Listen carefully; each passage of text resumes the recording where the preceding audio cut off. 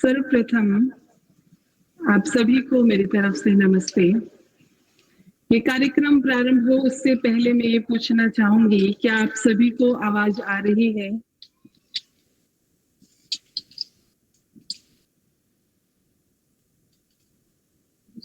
जी जी हाँ बहन जी, आ रही है आवाज आ रही है। आ रही है। जी जी जी, धन्यवाद धन्यवाद धन्यवाद।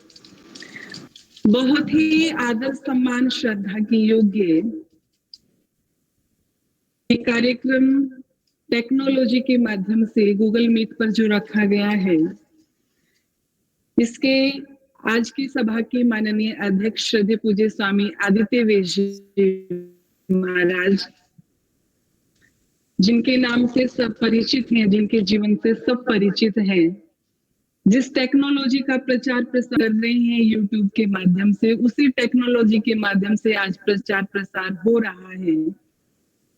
तो आज की सभा के वो अध्यक्ष महोदय हैं, मैं उनका बहुत ही स्वागत और अभिनंदन करती हूँ।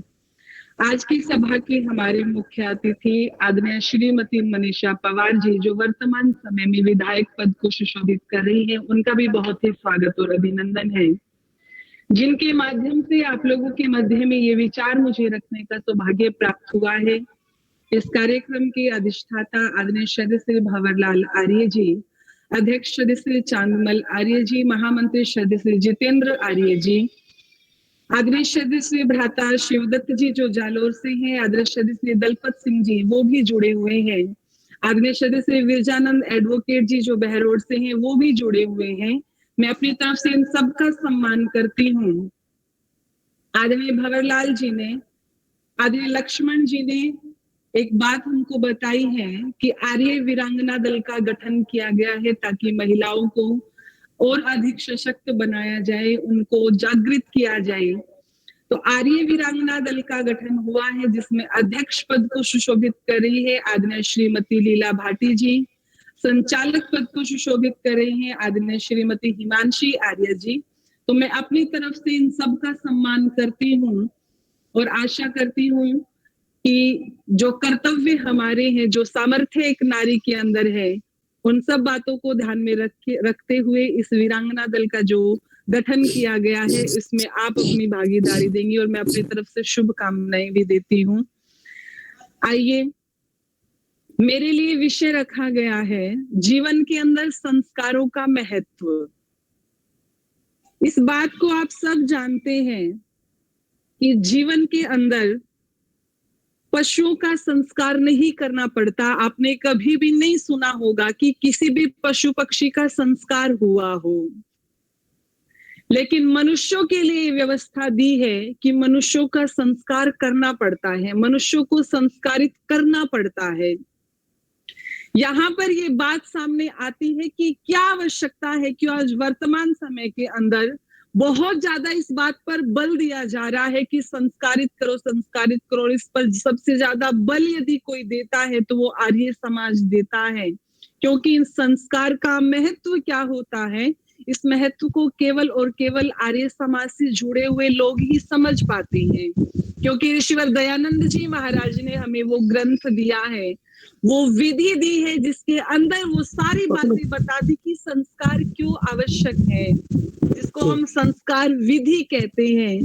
तो यहाँ पर सबसे पहले ये जान लेना आवश्यक है कि संस्कार कहते किसको है, कि जो परिभाषा पढ़ने को मिलती है, सुनने को मिलती है, तो उसके अंदर ये परिभाषा आती है कि किसी भी वस्तु के रूप को बदल देना, गुणवत्ता को बढ़ा देना, वो क्या कहलाता है, संस्कार कहलाता है।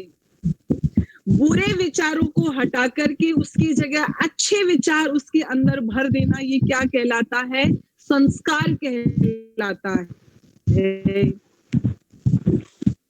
भी है जब हम सुनार के पास जाते हैं तो सुनार के पास जो सोना होता है, उस सोने को वो अग्नि के अंदर डालता है, उसे तपा करके उसको जैसा रूप देना चाहता है, उसकी चेन बनाना चाहे तो चेन बना सकता है, उसको गले का हार बनाना चाहे तो गले का हार बना सकता है, हाथों के कंगन बनाना चाहे तो उसे हाथों के कंगन बना सकता है। उस सोने को अग्नि में तपा करके जो आकार देना चाहा सुनार ने, उस सोने का वो आकार दे दिया। यही काम संस्कार मनुष्य के जीवन में करते हैं। इस मनुष्य जीवन को हम जो आकार देना चाहते हैं वो आकार हम संस्कारों के माध्यम से दे सकते हैं। यहाँ पर दो बातें निकल करके आती है कि मनुष्य के अंदर जो विचार होते हैं उन विचारों को दो चीजें प्रभावित करती हैं, और वो दो चीजें क्या है? कहा कि वो दो चीजें हैं। पहली तो है हेरिडिटी, जिसे हम वंशानुक्रमण कहते हैं, और दूसरा है पर्यावरण, वातावरण जो हमारे आसपास का है, वो भी उस बच्चे को प्रभावित करता है। ये दो विचारधाराएं निकल करके आती है। और जब हम संस्कार विधि को पढ़ते हैं तो संस्कार विधि इन दोनों बातों का समन्वय है कि उस हेरिडिटी का भी बच्चे पर प्रभाव पड़ता है और वातावरण का भी बच्चे पर प्रभाव पड़ता है। इन दोनों बातों को कैसे हम एक एडजस्टमेंट करके चलते हैं, कैसे सामंजस्य बना करके चलते हैं, ये बात कोई सिखाता है तो वो हमारी ऋषि मुनियों की संस्कार पद्धति जो हमारे लिए है वो सिखाते हैं। आज हमारे पास योजनाएं हैं कि सड़कें बननी चाहिए, भौतिक उन्नति होनी चाहिए, कोई मनाही नहीं है। हमारे पास योजनाएं हैं, बड़ी बड़ी बिल्डिंग बननी चाहिए, कोई मनाही नहीं है, बननी चाहिए। लेकिन क्या उन बातों पर विचार किया जाता है कि जो सड़कें बन रही हैं, इन सड़कों पर चलने वालों के लिए क्या योजना है? कोई योजना है हमारे पास? जो इमारतें बन रही है उन इमारतों के अंदर रहने वालों के लिए क्या योजना है? किसने वो योजनाएं बनाई? किसी ने नहीं बनाई। वो योजना कोई बता सकता है तो हमारे ऋषि मुनि बता सकते हैं। इसीलिए महर्षि दयानंद जी महाराज ने आकर के वो योजना हमें संस्कार विधि के माध्यम से दी। इसलिए आइए, किसी ने बहुत सुंदर पंक्तियां लिखी। संस्कारों को अपनाओ, संस्कृति को अपनी जिलाओ, संस्कारों को अपनाओ, संस्कृति को अपनी जिलाओ।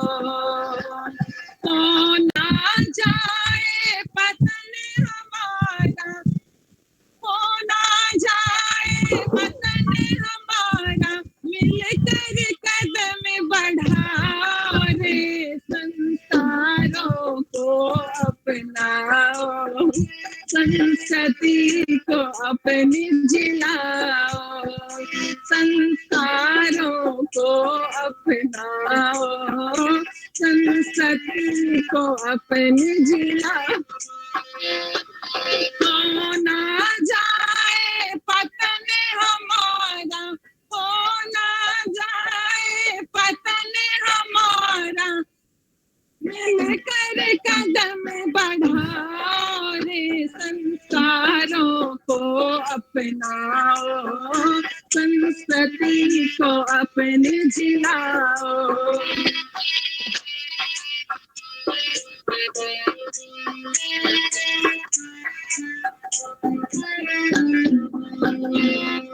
घर को स्वर्ग बनाना चाहो, संस्कारों पर ध्यान धरो, संस्कारों पर ध्यान धरो। वेद शास्त्र में क्या बतलाया, उनका भी सम्मान करो, उनका भी सम्मान करो। भूल गए हो क्यों मर्यादा, भूल गए हो क्यों मर्यादा, मन में भाव जगाओ रे, संस्कारों को अपनाओ, संस्कृति को अपनी जिलाओ, संस्कारों को अपनाओ, संस्कृति को अपनी जिलाओ। हो ना जाए पतन हमारा, हो ना जाए पतन हमारा, मिलकर कदम बढ़ाओ रे, संस्कार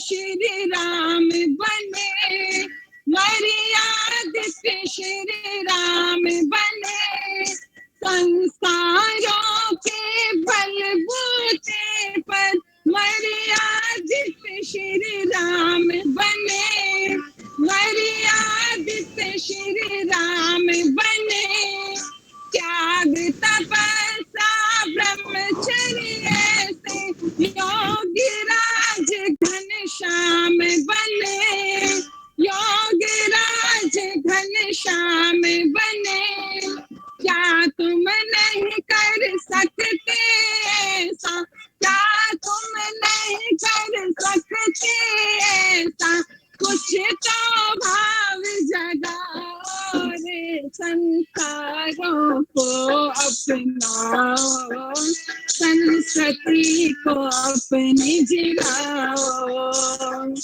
हो ना जाए पतन हमारा, हो ना जाए पतन हमारा, मिलकर कदम बढ़ाओ रे, संस्कारों को अपनाओ, संस्कृति को अपनी जिलाओ, संस्कारों को अपनी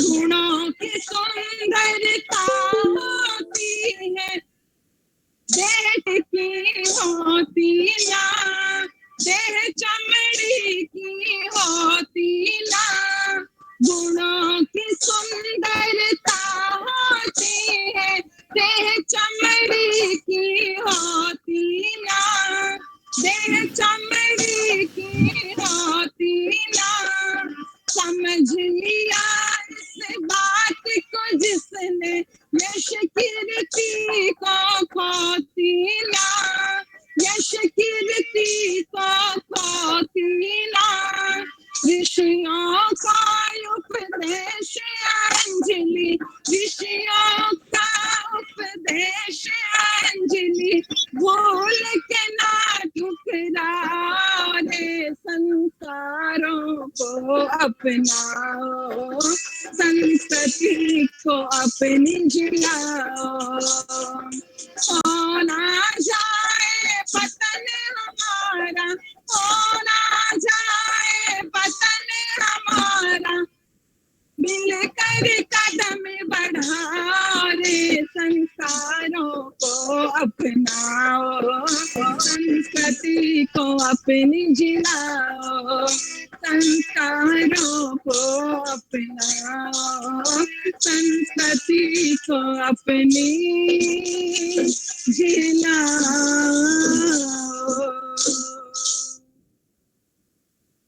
संस्कारों को अपनाओ, संस्कृति को जिलाओ, हो ना जाए पतन हमारा, मिलकर कदम बढ़ाओ।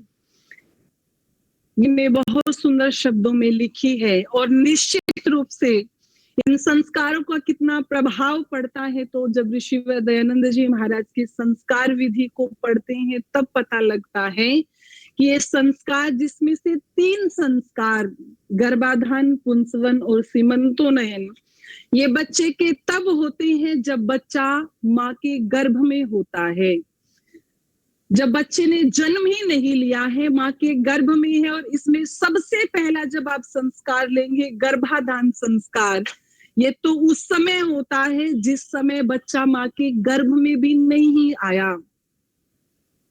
इस संस्कार को करने का उद्देश्य क्या है? जब आप संस्कार चंद्रिका पढ़ेंगे तो उसके अंदर ये बात लिखी है कि कितना प्रभाव इस संस्कार का पड़ता है। तो जब हम घर बनाते हैं तो क्या हम ईंटें डलवा दी, सीमेंट डलवा दी और जैसे मन चाहा हम वैसे ही घर बना देते हैं कि जहां आपका मन करता है वैसा ही घर बना दो। यदि हम गाड़ी लेने के लिए जाते हैं तो हम जैसे ही मार्केट में जाए, हमें पहली गाड़ी दिख जाए तो क्या हम वही गाड़ी उठा लेते हैं? नहीं। यदि हमें गाड़ी लेनी है तो हम अलग अलग कंपनीज की गाड़ी देखते हैं कि कौन सी गाड़ी में क्या फंक्शन है, कौन सी गाड़ी अच्छी है।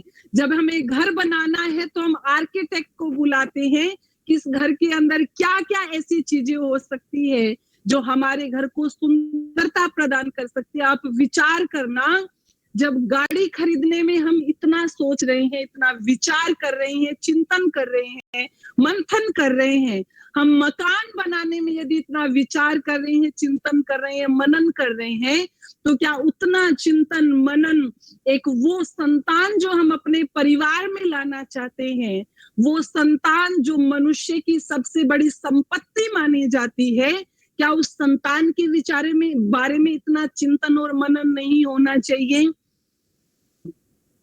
बिल्कुल होना चाहिए। और इसीलिए ये गर्भाधान संस्कार का वहां पर विवरण आता है कि जब संतान के लिए आप सोचो, इस चीज को आप छोटा मत मानना, परमात्मा की सृष्टि बनाई हुई है और उस सृष्टि को चलाने के अंदर आप अपना योगदान दे रहे हैं, तो क्या आपको ये चीज छोटी लग रही है? परमात्मा की बनाई हुई सृष्टि में उस संतान को लाना है, जिस संतान के कारण ये सृष्टि चलेगी, जिस मनुष्य के कारण ये सृष्टि चलेगी, तो ये छोटी बात नहीं है। और अगर छोटी बात नहीं है तो ऋषि मुनियों की परंपरा को मानना चाहिए। और ध्यान रखना, आज ये बातें हमें केवल ये लगती है कि किताबों में लिखी हुई है, नहीं। देखेंगे एक चीज चली हुई है वर्तमान समय में, IVF, जिसके माध्यम से डॉक्टर ये कहते हैं, वैज्ञानिक ये कहते हैं कि हम जैसे संतान चाहें इस टेक्नोलॉजी के माध्यम से हम बना सकते हैं। हम वैसे ही संस्कार, हम वैसे ही विचार उस जीवात्मा के अंदर भर सकते हैं, जिसके ऊपर लाखों रुपए खर्च हो करके एक वो संतान पैदा होती है, जो एक आर्टिफिशियल तरीका है टेक्नोलॉजी और साइंस के माध्यम से। लेकिन हमारे ऋषि मुनियों ने एक बिल्कुल सरल, बिल्कुल सहज, केवल त्याग, तप, तपस्या, संस्कार, आचार, विचार के माध्यम से ये कह दिया कि आप वैसी ही संतान बना सकते हैं, लेकिन उसके लिए माता और पिता को पुरुषार्थ करना पड़ेगा। उसको स्वयं को उस संस्कारों की भट्टी में तपाना पड़ेगा, जैसे सुनार ने उस सोने को अग्नि के अंदर तपाया था। यही बात तो हमारे ऋषि मुनि कहते हैं। और इसका प्रभाव कितना पड़ता है तो उदाहरण मिलते हैं। आपने महाभारत के अंदर अभिमन्यु का उदाहरण सुना होगा। आपने उदाहरण सुना होगा कि नेपोलियन की जो माँ थी, उसको बहुत ज्यादा शौक था कि वो सैनिकों की परेड देखा करती थी, वो योद्धाओं की गीत सुना करती थी। उसका रोम रोम इतना बिल्कुल आनंद से भर जाता था, जिसका परिणाम ये हुआ कि जब नेपोलियन पैदा हुआ तो इतना बड़ा वो योद्धा बना, जो ये कहता था कि मेरी डिक्शनरी के अंदर इम्पॉसिबल नाम का शब्द नहीं है, इम्पॉसिबल जीवन में कुछ होता नहीं। अष्टावक्र नाम के एक ऋषि, जिन्होंने माँ के गर्भ के अंदर वेदांत सीख लिया था, इतना प्रभाव, जब बड़े बड़े दर्शन कोई व्यक्ति माँ के गर्भ में सीख सकता है, ये तो एक पॉजिटिविटी की बात है कि जब पॉजिटिव विचार होंगे तो संतान के अंदर भी पॉजिटिविटी आएगी। ध्यान रखना, जब नेगेटिव विचार आएंगे, पढ़ने को मिलता है कि अमेरिका के प्रेसिडेंट गॉरफील्ड, जिसकी हत्या की थी एक गीटू नाम के व्यक्ति ने, वो हत्यारा बना। क्यों बना? कहते हैं जब उसकी माँ गर्भवती हुई तो उसकी माँ उस बच्चे को गिराना चाहती थी, उसको अबॉर्ट करना चाहती थी, लेकिन वो बच्चा गिरा नहीं पाई, वो बच्चा अबॉर्ट हुआ नहीं। वो संस्कार उस बच्चे के अंदर पड़ गए कि वो बच्चा बड़ा होकर के हत्यारा बना और अमेरिका की प्रेसिडेंट का उसने कत्ल कर दिया। ये संस्कारों का प्रभाव है। इसीलिए इस गर्भाधान को आप बिल्कुल छोटा ना समझना। जिसको आज करते नहीं है वो तैयारी करनी पड़ेगी। यदि कोई मेहमान भी घर में आते हैं तो उसके लिए अलग से भोजन बनता है, अलग से घर की सजावट होती है। तो क्या अपने घर में जो मेहमान संतान के रूप में आ रहा है उसके लिए कोई तैयारी नहीं होगी? करनी चाहिए। ये गर्भाधान है।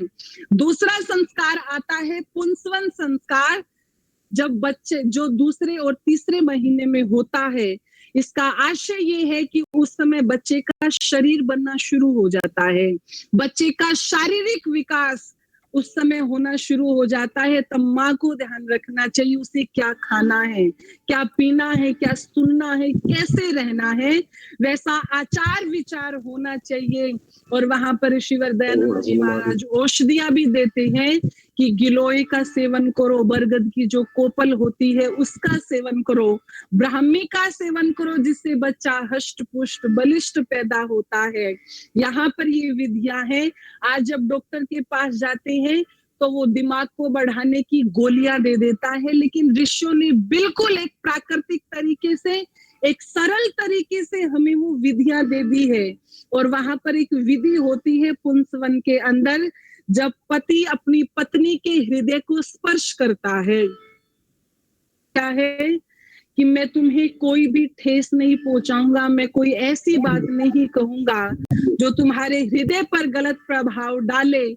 जब आप डॉक्टर के पास जाते हैं तो डॉक्टर आजकल क्या कहता है, अपनी पत्नी को कोई भी स्ट्रेस नहीं देना, कोई भी टेंशन नहीं देनी, ऐसी कोई बात नहीं बोलनी जिससे इनका विचार, इनके आचार ये कोई भी डिप्रेशन में चली जाए। वही बात तो आज के डॉक्टर बोल रहे हैं, जो बात हमारे ऋषि दयानंद जी महाराज संस्कार विधि के अंदर बोल रहे हैं।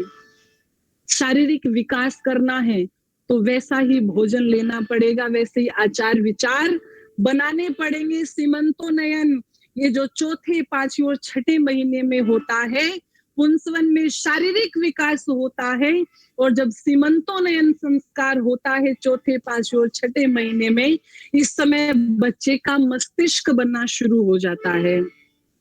उस समय बच्चे का मन बनना शुरू होता है, बच्चे की बुद्धि बननी शुरू होती है। और ध्यान रखना, यहाँ पर बड़े बड़े एक्सपेरिमेंट हुए हैं। जब 8वां महीना आता है तो उस समय माँ को द्वौहृदयनी कहा जाता है। क्यों? उस समय 2 हृदय हो जाते हैं, एक बच्चे का हृदय और एक माँ का हृदय। जैसे विचार माँ के होते हैं, उस समय बच्चे का हृदय बन गया। बच्चा भी अपने जन्मों जन्मों के संस्कार लेकर के आया है, तो उसके भी विचार आते हैं, माता के भी विचार आते हैं। इन दोनों के विचारों में उथल पुथल होती है, तो वहां पर ये विचार करना है, संकल्प विकल्प उठते हैं कि कौन से विचार, कौन से आहार, कौन से संस्कार हम अपने जीवन के अंदर वो लाएं कि वो प्रभाव बच्चे पर पड़े। और एक्सपेरिमेंट हुआ कि जब माँ को क्रोध आता है तो हमारे शरीर से वो हार्मोन्स निकलते हैं कि वो जब क्रोध आता है, वो हार्मोन यदि हमारे शरीर से रिलीज हो गया तो बच्चे के ऊपर वही प्रभाव डाल देते हैं। अमेरिका के अंदर रिसर्च हुआ, 180 महिलाओं को वहां पर इकट्ठा किया गया और एक्सपेरिमेंट हुआ, और उनको इंजेक्शन लगाए गए। इंजेक्शन, अलग अलग हार्मोन्स की इंजेक्शन लगाए गए उनकी अनुमति से। और कहते हैं जब उन बच्चों का जन्म हुआ तो जिस हार्मोन्स के इंजेक्शन लगाए थे, कहते हैं बड़े होकर के उन बच्चों का वैसा ही स्वभाव बना, वैसा ही स्वभाव बना। ये बड़े बड़े एक्सपेरिमेंट हो चुके हैं। इसलिए हमारा कर्तव्य बनता है कि हम विचार करें, हम चिंतन करें कि हमें कैसे रहना है, कैसे आचार विचार होने चाहिए। और रामायण के अंदर एक प्रसंग आता है जहां पर तुम राम लक्ष्मण से पूछते हैं, लक्ष्मण ये बताओ, बहुत सुंदर पुष्प हो, पके हुए फल हो, और एक बहुत ही यौवन स्त्री हो, इन तीनों चीजों को देख करके किसका मन चलायमान नहीं होता, किसके पैर नहीं डगमगाते? तो वहां पर लक्ष्मण कहते हैं, भैया राम, जिसका पिता पवित्र आचरण वाला और जिसकी माता पतिव्रता है, इन दोनों के संयोग से जो संतान पैदा होती है, वो संतान जीवन की किसी भी विपरीत परिस्थिति में क्यों ना हो, उसके पैर कभी भी चलायमान नहीं होते, नहीं होते। इसीलिए माता निर्माता भवती, माँ निर्माण करने वाली है। और कैसे निर्माण करने वाली है? माँ चाहे तो बालक को राम बना दे, माँ चाहे तो बालक को कृष्ण बना दे, और माँ चाहे तो बालक को कंस बना दे, और माँ चाहे तो बालक को रावण बना दे। ये हमारे इतिहास है। इसलिए लिखा